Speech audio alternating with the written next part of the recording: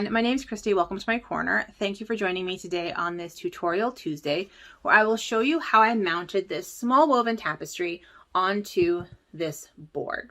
But before we get to that, I want to welcome my new subscribers. Thank you for joining me on my crafty and artistic adventures, and welcome back to anyone who's been hanging out with me for however long you've been with me. It's been great to get to know you in the comments here on YouTube and also on Instagram. And if you are not following me on Instagram, you can find me at two different places, and I'll put them right here. The first one is Dr_Christy, and that's where I post pictures of my stitching, embroidery, and cross stitch, where I post pictures of my weaving and finished projects. I've been doing an outfit of the day since I'm teaching in the classroom again, and just sort of various other things, my dog, my walks. That's kind of my daily posts, although it's mostly textile related.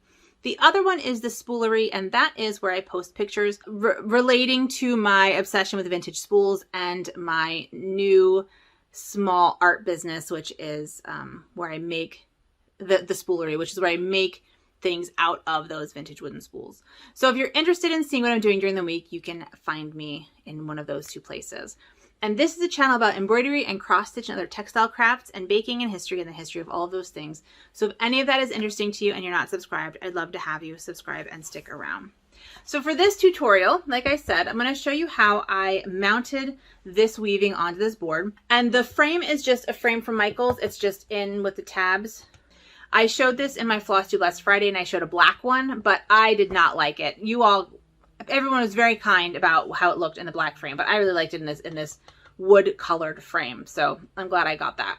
And the thing about, I've seen other tutorials on YouTube on how to mount weavings on in a frame. And there are some where you're actually weaving in the frame. So like the frame, like the prongs are on the back and you're weaving the whole thing. But what do you do when you have a piece that you want to frame? And I saw some where you actually glue the piece to the frame using Mod Podge, which I don't personally like. I don't like using glue on my pieces. And I did do a similar tutorial about how I finish my embroidery hoops. So here I have some embroidery hoops, and I show you how I finish them without glue as well, because I don't like putting glue on my pieces. So I'll put a link to that up here if you're interested in seeing that.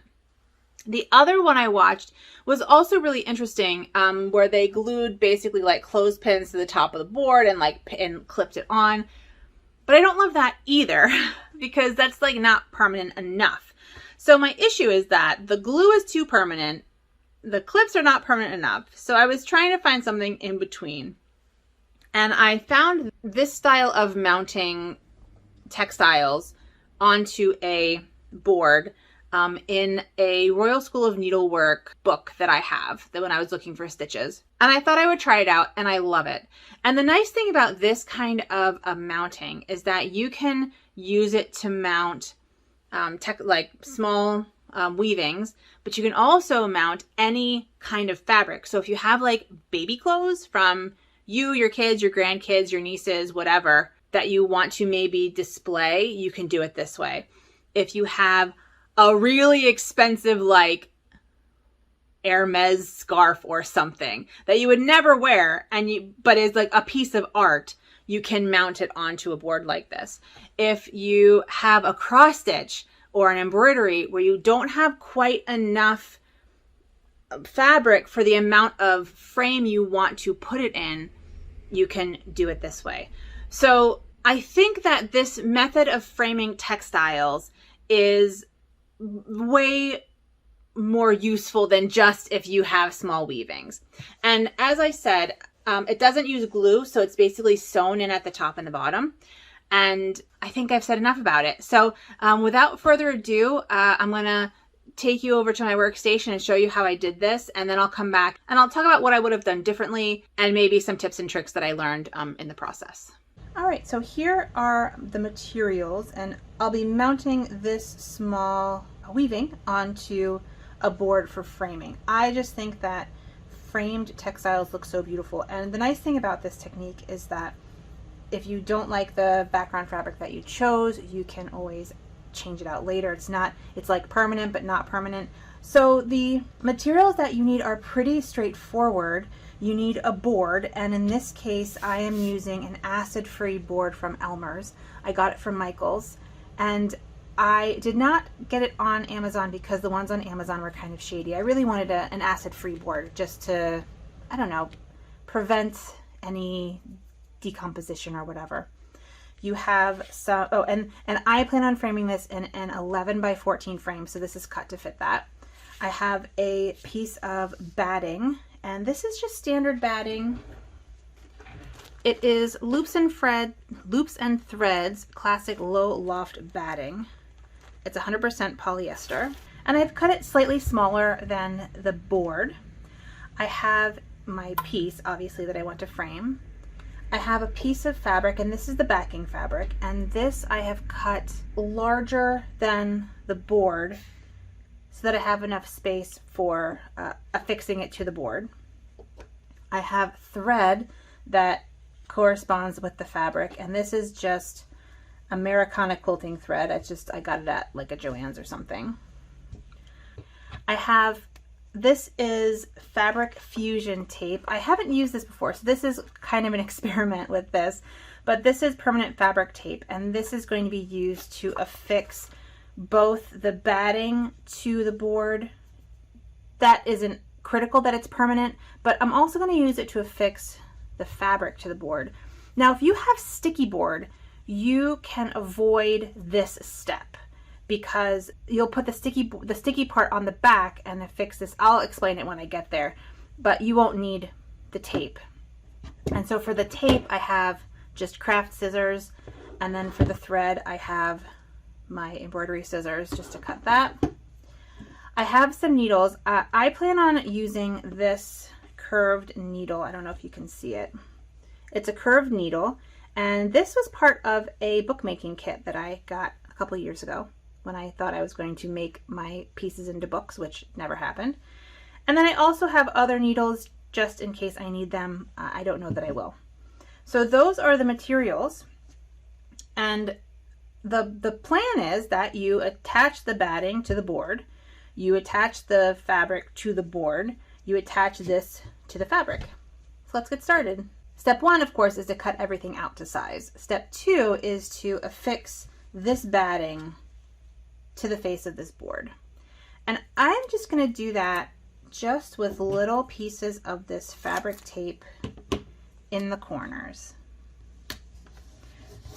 And this is not like a permanent fix. This is just to keep everything in place as I'm attaching the main fabric, the background fabric, to the board. And there are any number of ways to do this. If you can use, if you have batting spray, like if you're a quilter, you can do that. You can not affix it at all. You can just use regular tape. But I happen to have this tape. This is like hem tape, essentially. So I thought that I would use that.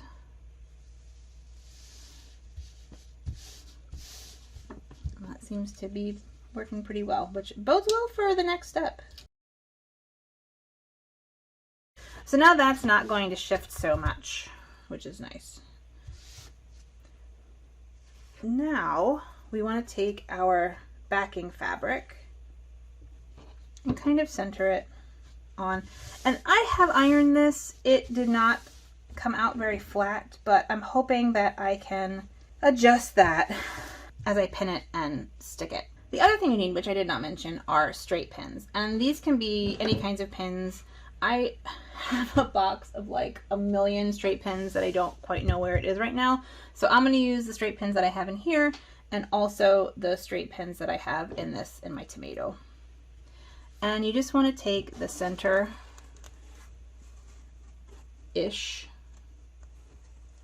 and just pin through the fabric and into the board. This is a temporary solution. This is a temporary thing just to make sure that you have it centered and so it doesn't move when you want to use the tape. Okay. I'm going to like line it up and pin it all the way around.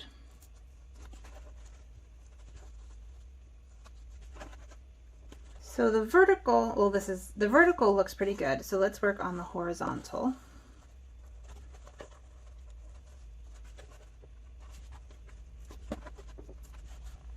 And I think that is pretty good. I can tighten it all up when I put the tape on, but I'm just trying to make sure that it's relatively square with the weave of the fabric, because this is linen and it has a very obvious weave. If you're doing this with a fabric that doesn't have quite as obvious weave, it's not quite as important, but I just want it to look nice on that. But this is how it's going to look, and I really like that look. And I like this color combo, so I'm happy with that. So that's step 2, is pinning, well, I guess step 3, because step 1 was cutting. So step 3 was pinning the fabric to the board. And now we need to affix the fabric to the board using the tape. And I'm going to basically just run a line of tape along the top and the bottom. We'll do the top and the bottom first, and then we'll do the sides. And luckily, because we pinned it, it won't move. We don't have to worry about it moving around. So we can use this time just to make sure it gets really nice and tight and not have to worry about it being centered, because it's already where we want it to be.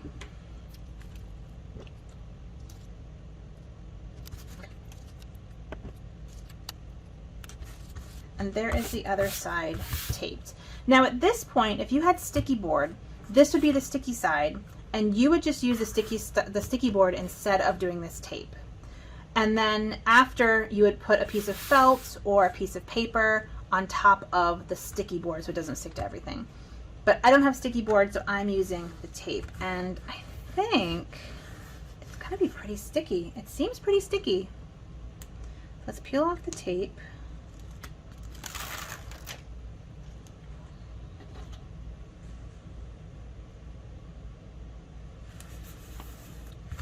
Start in the middle.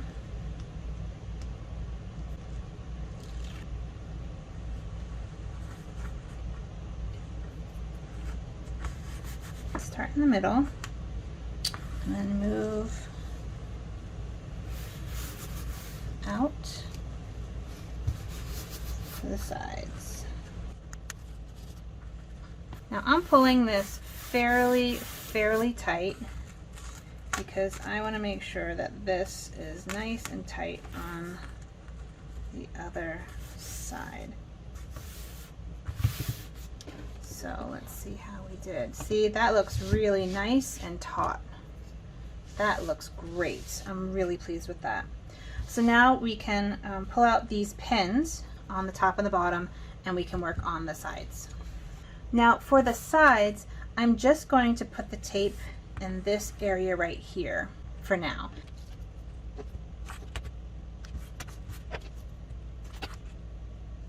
For the second part, I'm only going on the inside of the board, and we'll deal with the corners later, and we can decide if we want a rounded corner or if we want a more mitered corner, and we can figure that out when we get to that point, but we're not at that point yet. So we just do the same thing on the longer edges.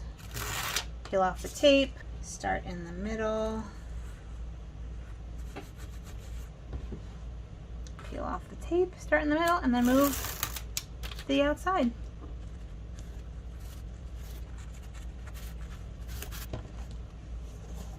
That looks really nice on the front. Now this here is bumpy because I cut things poorly. But that'll be covered up by the frame a little bit. So I'm really pleased with this. I'm going to pull out the middle pins but not the end pins, because the end is not, this isn't tied down, this isn't stuck down. So I've been thinking about this end a bit, and because this corner in particular has so much bulk, I think what I'm going to do is cut it off at kind of an angle and then fold it under and essentially hem it and sew it to itself. So I'm going to do that real quick. I'm going to use fabric scissors for that.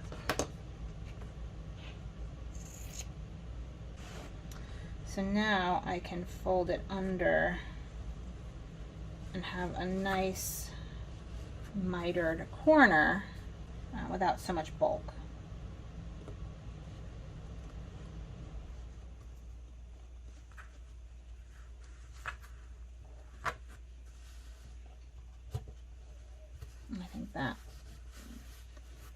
look very nice. So what I'm going to do is take my, well, I could just tape it. I might just stick it. We're going to tape it. But that makes a relatively nice corner from the front, from the back, but a really nice corner in the front. So I think that's what I'm going to do for the rest of them too. I may not cut as much off, although it definitely needs to get some bulk off. And so what I did was I folded in this piece here so that we don't have any exposed raw edges. I took the rest and folded it under and then taped it like that. And you know, it's not the most graceful, but it works. Nope, not those scissors. And I'm attaching it to this piece first, so that way I can get it exactly where I want it. Right, so I can get it exactly where I want it. And the exact size that I want it.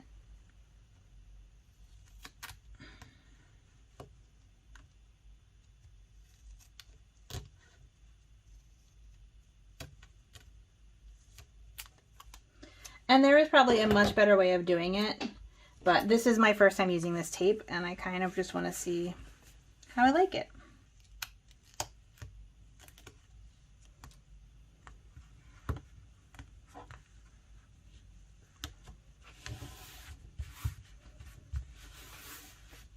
And there is the second corner, and I'm just going to do all the other corners this way, and at this point I can take out the pins. But on the front, that just looks really, really nice. Looks nice and clean, and I think this is going to be beautiful on top. So I will come back when all the corners are done, and I will show you how I mount this to the board. Okay, so what we have here is all of the corners mitered, and they actually don't look that bad from the back, which is good, but it looks really nice from the front. And that's really what matters, because the back is going against the wall. This is slightly padded, and you want it slightly padded because you want something for the needle to be able to bite into as you're sewing. So I have my piece, and I want to organize my piece exactly where I want it. And I think I'm going to pin it where I want it. Let's actually get out a ruler. This is my first ever weaving, so it is not even, but I love it and I want it on my wall. So if we measure here, we have 6 centimeters, 6 centimeters, and then this way is a little over 7 centimeters. So I just need to go up a tiny bit to be centered. So we're at about 8 centimeters and about 8 centimeters. It could go up a little bit more. That looks pretty centered. Yeah, that looks nice. Sorry, I had to stand up and get really close to you. And so I'm actually going to pin it. This is foam, so you can, which is nice. Just to keep it in place. I don't necessarily want this stretched out, but I do want it a little bit.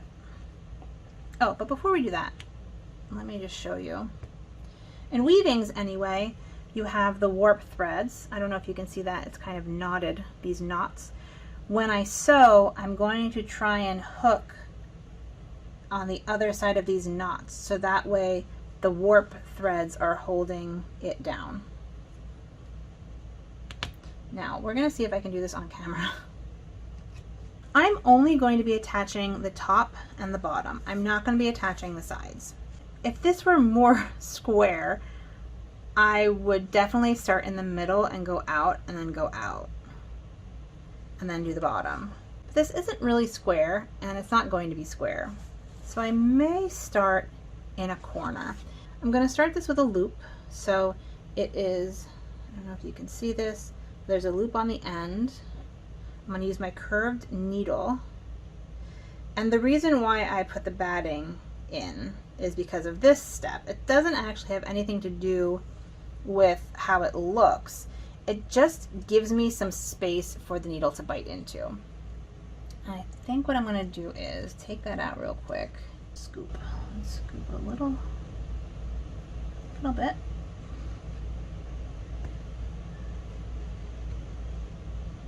And have a loop start.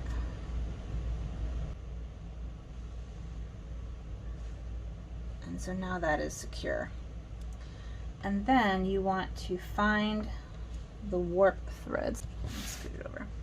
So you want to find the warp threads here, and this knot is a warp thread, and you want to pick that up and then go a little ways to the next thread.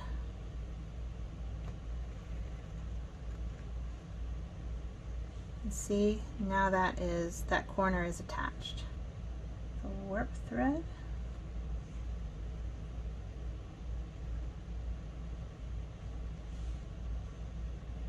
Go close to, I don't know if you can see this. This is, sorry, I'm a little wild here.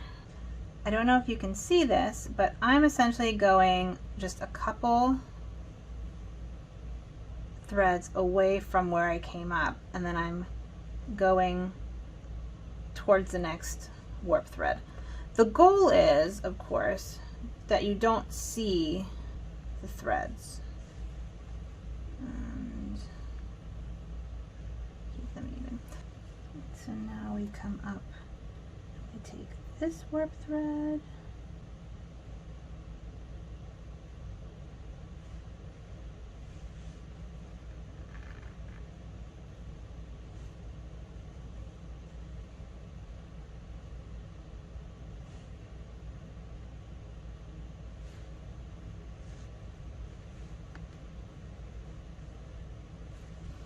and you're just making very small stitches to attach this piece to the fabric that is attached to the board. And the reason I like this is because I can easily cut this weaving off of this board and put it on a dowel, put it on a different color if I don't like this color anymore. So it stays really nicely, but it is changeable with not too much effort.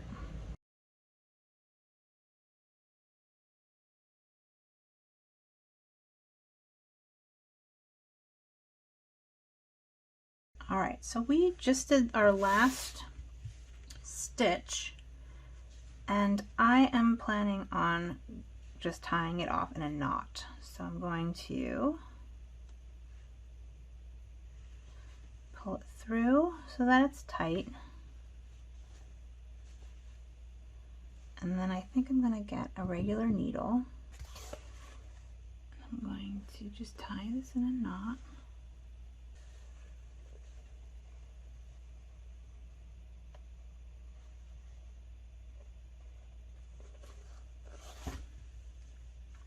This isn't, you know, holding much weight, so it's not really critical that it be a super all that secure, honestly. But we're just going to do a little knot at the end just to keep it tied together. And the nice thing is, because I matched the thread to the fabric, you won't see any of it. And then I'm going to just take this into the batting like that.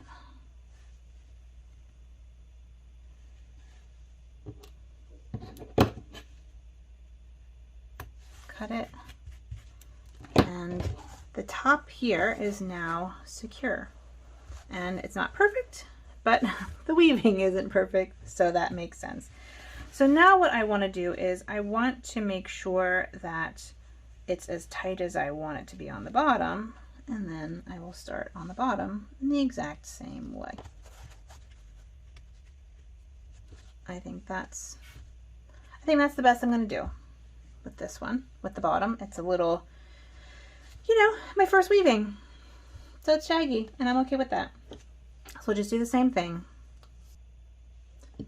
Get my needle, my curved needle, and the curved needle, I discovered you want to thread it from inside the curve to outside the curve, so that way as you're stitching it. I don't know, it works for me.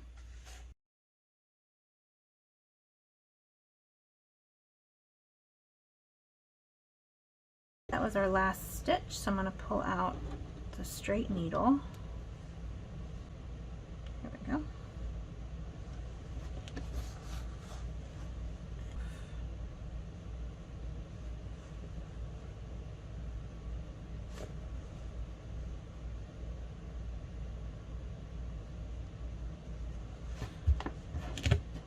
And then again, pass it through and out.